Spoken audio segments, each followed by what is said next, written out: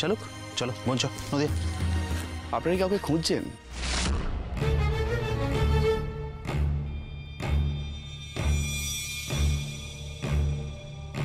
আপনি ঠিক কি বলতে চাইছেন?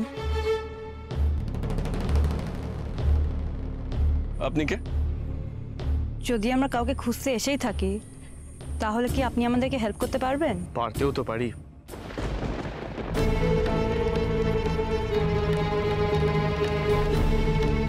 পারবেন? একবার বলেই দেখুন না। শোনো না, বলছি এনাকে ফুলদির কথাটা একবার বলে দেখো না। আরে ওরা বলেছিল না ফুলদিকে কোনো একটা লোকের সঙ্গে দেখেছে, এই লোকটাও তো হতে পারে বলো। দেখো মাঝখানে কি হয়েছে আমরা তো কেউ কিছু জানি না, ওনাকে সব কথা বললে হয় না একবার? হ্যাঁ কি গো? তারাও তো। আপনার নাম? আপনি জিজ্ঞেস করছেন বলি যে আমি সত্যি নামটা বলবো তার তো কোনো মানে নেই। আমি যে কোনো নামই বলতে পারি, তাতে কি আপনার কোনো কাজ হবে? ও, তার মানে সে সম্ভাবনাও আছে। পৃথিবীতে সব সম্ভাবনাই থাকে। বাই দ্য ওয়ে, আমার পরিচয়টা আপনাকে দেওয়া হয়নি, সেটা দিয়ে দিই। আমি একজন অ্যাডভোকেট। আমার স্ত্রী, উনি ইঞ্জিনিয়ার। আচ্ছা, আমার বোন পলেন, আর ওরা হচ্ছে ওর ভাই আর ভাইয়ের বউ। ওর নাম হচ্ছে আবির, ওর নাম হচ্ছে শালুক। সমুদ্র, নদ, নদী, পুকুর, দিঘি,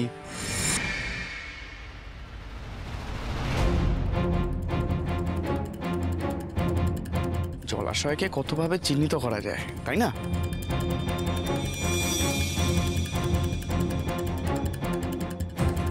আরে তিহিদির নামটা ইচ্ছে করে করে বলছে, তোমরা বুঝতে পারছো না। তিহিদিকে এখানেই পাওয়া যাবে। কিন্তু আপনার হঠাৎ এই কথাটা বলার কারণ? নদী নামটা বড্ড আনইউজুয়াল না? নদী শুনলেই মনে হয় কিরকম আশেপাশে দিঘিও আছে।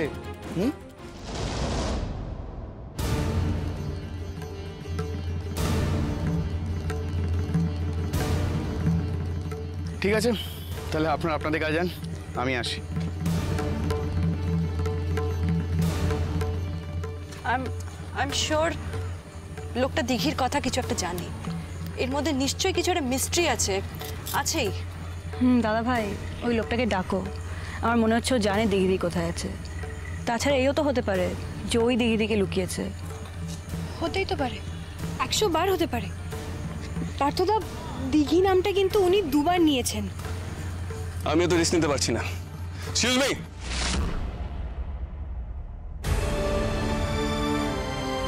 আমায় বলছেন? হ্যাঁ,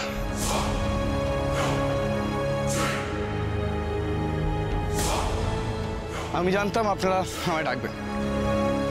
কেন বলুন তো? কেনটা বড় কথা নয়, আমি যেটা চাইলাম সেটা হলো তো। দেখুন, আমরা এখানে একটা পার্সোনাল কাজে এসেছি, সেটা আপনাকে বলা ঠিক হবে কিনা বুঝতে পারছি না। না না, ব্যক্তিগত কাজ হলে সেটা আমি শুনতেই বা যাবো কেন? কিন্তু এরকম পাবলিক প্লেসে এসে ব্যক্তিগত কাজ কি ততটাও ব্যক্তিগত থাকে? ওই যে আপনাদের জিজ্ঞেস করলাম না কাউকে খুঁজতে এসছেন কিনা, আপনারা কাউকে খুঁজতে এসছেন তাই না? দেখুন, ইচ্ছে করলে ভরসা করে বলতে পারে। হ্যাঁ, আমার বোনকে। আপনার নাম তো নদী, তাহলে আপনার বোনের নাম দিঘি, তাই তো?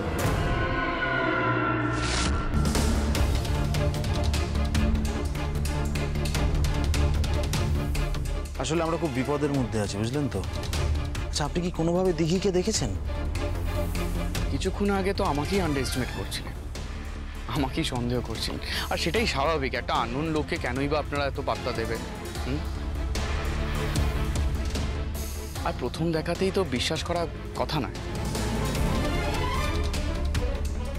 আপনার পরিচয়টা জানতে পারি? আপনি তো নিজের পরিচয় দিলেন অ্যাডভোকেট বলে, আপনার স্ত্রীর পরিচয় দিলেন ইঞ্জিনিয়ার বলে। হ্যাঁ, আমার শ্যালকের পরিচয়টা দেওয়া হয়নি। কয়েকজন প্রফেসর আর ওর স্ত্রী ও ব্রিলিয়েন্ট স্টুডেন্ট। দেখুন আমার হয়তো অত গাল ভরা পরিচয় নেই, তাহলে কি আমি আপনাদের বিশ্বাস অর্জন করতে পারলাম না? আরে আপনি দিঘিদিকে দেখেছেন কিনা বলুন না। পলিন, আস্তে আস্তে। আরে শুধু শুধু সময় নষ্ট হচ্ছে। সানডাউন হলে দিঘিদিকে পাবো কি করে? হ্যাঁ দেখেছি।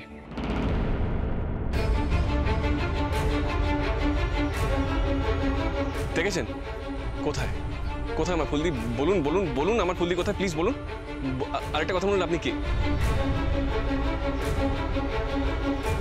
আমি খুব সাধারণ মানুষ, কাজে কর্মে এদিক ওদিক যাই, কলকাতায় থাকি।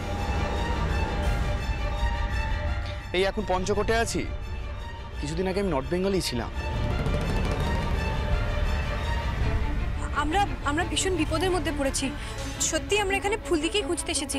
আপনার পক্ষে যদি কোনো রকম হদিশ দেওয়া সম্ভব হয় ফুলদি, তাহলে মানে ফুলদি আর কি, মানে দিঘিদি উনি আমার ননদ হন।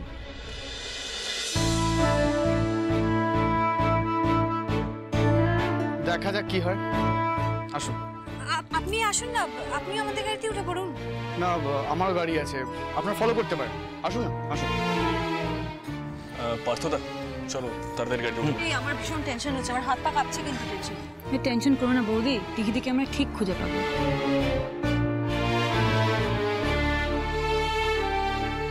কিন্তু কোন অবস্থায় পাবো, লোকটা আদৌ কি কেমন কিছুই তো আমরা জানি না।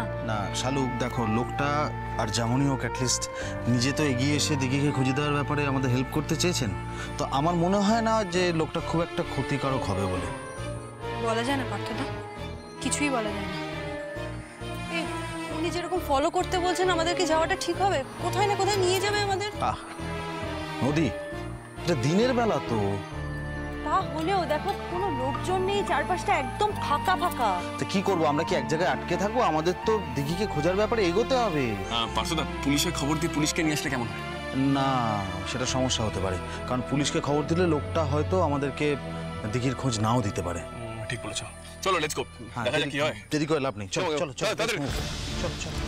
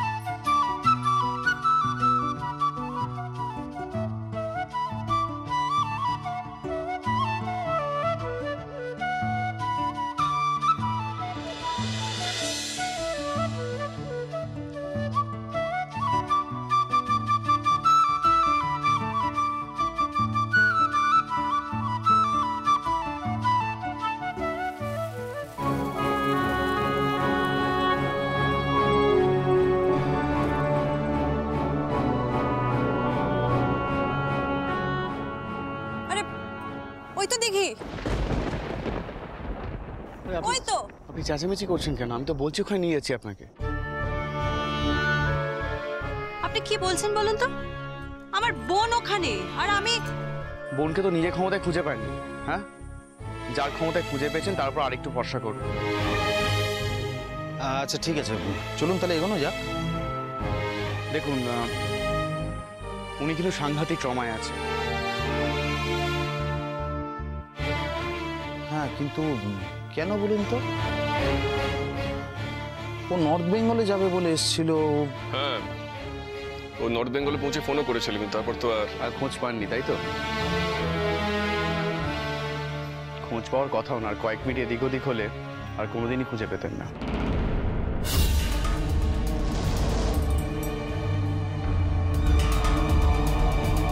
এই কথা বলছেন কেন আপনি?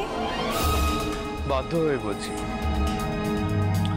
দেখুন, আমার কাছে যেটুকু খবর আছে, উনি বোধহয় নর্থ বেঙ্গল গেছিলেন, আর যার সাথে দেখা করতে গেছিলেন হিসেব মতো হয়তো উনি ওনার স্বামী, তাই তো?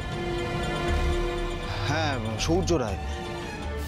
কোথায়? আমি তো তাকেই খুঁজতে এসেছিলাম, কিন্তু কয়েক মিনিট এদিক ওদিক হওয়ার জন্য আমাদের হাত থেকে ফসকে যায়। মানে? দেখুন, হয়তো ডিটেলে আমি সবটা বলতে পারবো না আপনাকে, কিন্তু এইটুকু বলতে পারি যে উনি খুব ট্রমায় আছেন। এই সূর্য রায় ওকে বিক্রি করিতে চাইছিল।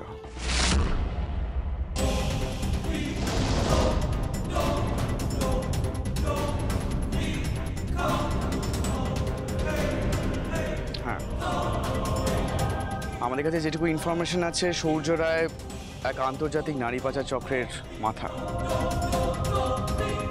ও চেয়েছিল একটা লোকের মাধ্যমে এখান থেকে চালান করে দিতে। এই সব কিছু জানার পর জীবনটা রংহীন হয়ে যায়। এখানে এত প্রবলেম থাকা সত্ত্বেও রিয়্যাক্ট করছেন, এখান থেকে বেরোতে চাইছে না।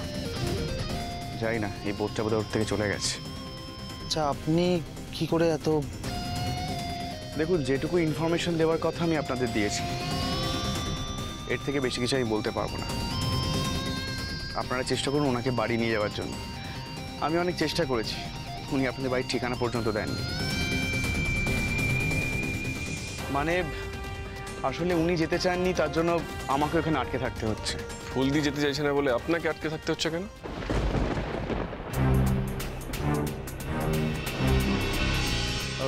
না মানে এরকম একজন মহিলাকে এখানে একা ফেলে কিভাবে চলে যেতাম? আমি ওনাকে নজরে নজরে রেখেছিলাম। আসলে আমি একটু আগেই এখানে এসেছিলাম, ওনার সাথে কথা বলার চেষ্টা করছিলাম, উনি কিছুই বলছিলেন না। উনি কথা বলছিলেন বলে আমি চলে গেছিলাম। আমি আবার আসতাম এখানে। এরকম অসহায়ভাবে একজনকে ছেড়ে দেওয়া তো আমার পক্ষে সম্ভব ছিল না। ওর কাছে আপনাদের বাড়ির ঠিকানা জানতে চেয়েছিলাম, কিন্তু কিছুই জানায়নি। আপনার সঙ্গে ফুলদির আলাপটা ঠিক কি করে হয়? না, আসলে আলাপ তেমনভাবে হয়নি, কিন্তু আমি আলাপ করে নিয়েছি। কিছুই তো বোঝা যাচ্ছে না। এতটা সহজে সবকিছু বুঝতে চাইবেন না। এখন সময় নষ্ট না করে ওর কাছে যান, ওর সাথে গিয়ে কথা বলি।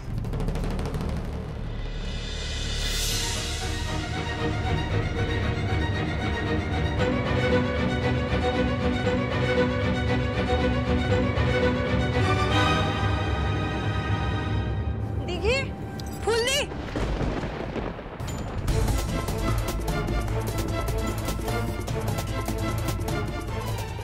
দিঘি, ফুলদি, ফুলদি, তুমি কোথায় হারিয়ে গেছিলে? ফুলদি, আমাদের কথা তোমার একবারও মনে হয়নি? একবারও তুমি ভাবোনি আমাদের কথা? চলো ফুলদি, বাড়ি চলো। তুমি শিগগিরই বাড়ি চলো তো, আমরা তোমাকে নিয়ে যেতে এসেছি। চলো বাড়ি চলো। তোরা আমাকে তো বিরক্ত করিস না তো। আমি আর বাড়ি যাব না ঠিক করেছি। বাড়ি যাবো না মানে? ইয়ার কি হচ্ছে নাকি? শোনো ফুলদি, তুমি তোমার জীবন নিয়ে যা ইচ্ছে তাই করতে পারো না, কারণ তোমার জীবনের সঙ্গে আমরা সবাই অনেকগুলো লোক যুক্ত আছি।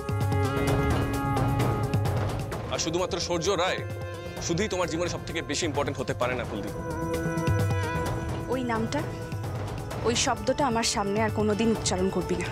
আমরা তো উচ্চারণ করতে চাইনি দেখে, তুই তো নিজেই বারবার। নদী, প্লিজ থাক না, এখন এসব কথা বলার কি দরকার?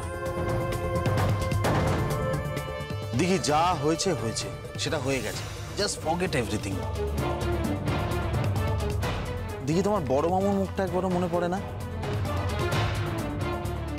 বড় মামির মুখটা মনে পড়ে না? জানের মুখটা? সত্যি করে বলো, তোমার এদের মুখটা মনে পড়ে না?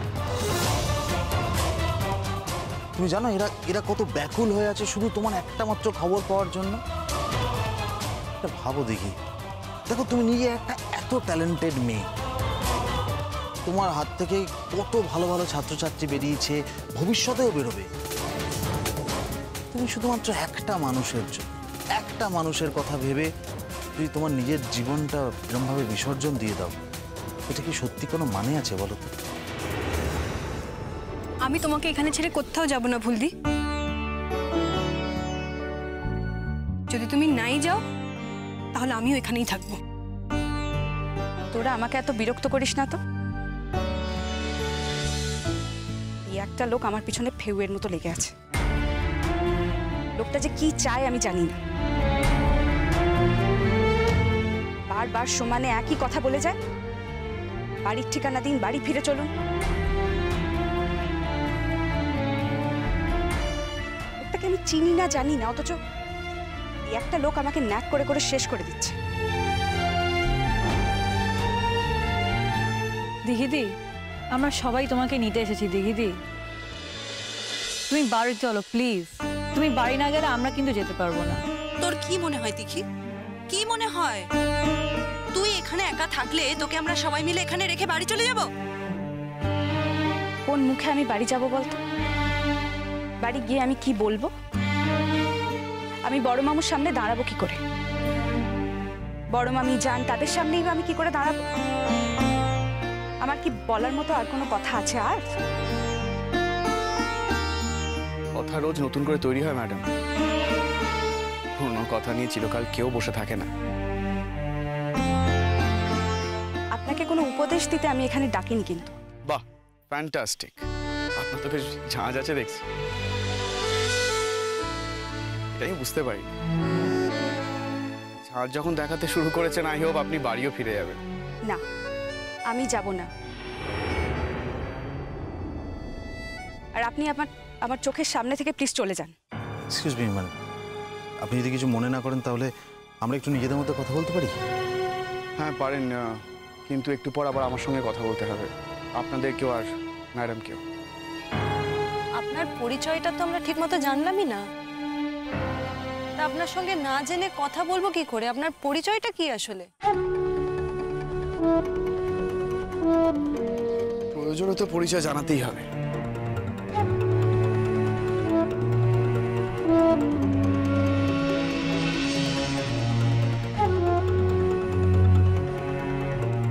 আপনি মানে স্যার প্লিজ। না না, স্যার বলবেন।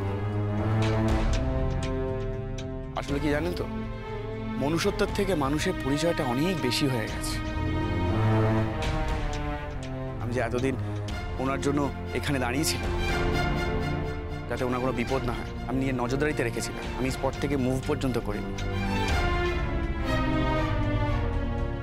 সেইটা আপনাদের কাছে বড় হলো না। আমি যে আমার কার্ডটা শো করলাম সেই আইডেন্টিটিটা আপনাদের কাছে অনেক বড় হয়ে গেল। ও, আই এম সো সরি। হ্যাঁ সরি, কিছু মনে করবেন না, আমরা বুঝতে পারি। উনি কে? আমি সাগর নীল ব্যানার্জি, ইন্টেলিজেন্স ব্রাঞ্চ।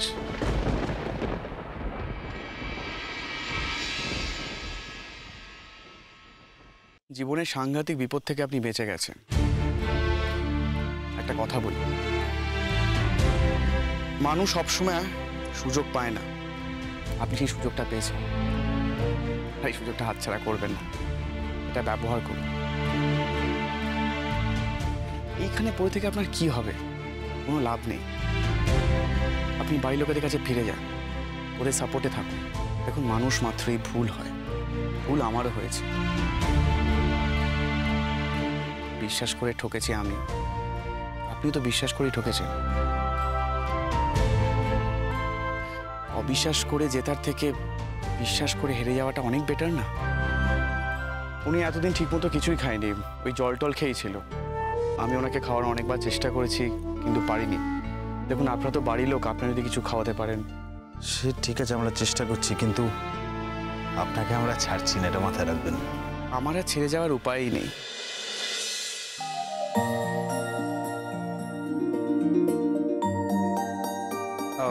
না মানে বলছিলাম, দেখুন আসলে আমি একটা দায়িত্বে আছি তো, আর উনি আমাকে অনেক হেল্প করতে পারে। অবশ্যই আমরা সবাই মিলে আপনাকে সব রকমভাবে সাহায্য করব। কিভাবে কি হয়েছে পুরো ব্যাপারটাও তো আপনার থেকে শুনতে হবে। বলেছি তো, আমরা আরো ডিটেলে শুনবো। আর দিঘিকে এভাবে নিরাপত্তা দেওয়ার জন্য আমরা পুরো পরিবার আপনার কাছে ভীষণ কৃতজ্ঞ। আমি মানুষের শুধু কৃতজ্ঞতায় ভুলি না, আমার যেটা দরকার সেটা আমি ঠিক আদায় করে নিই।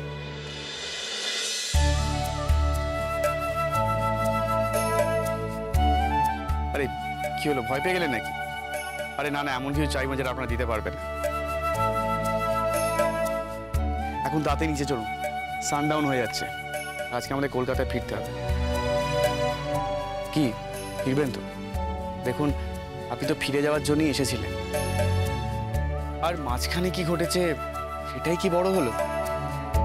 আসুন, আপনি না ফিরলে আমারও ফেরা হবে না, সেটা নিশ্চয়ই বুঝতে পেরেছেন। আসুন। আমার ফেরার সঙ্গে আপনার ফেরার কি সম্পর্ক?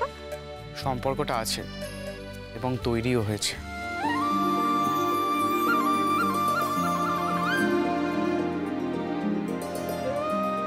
মানে?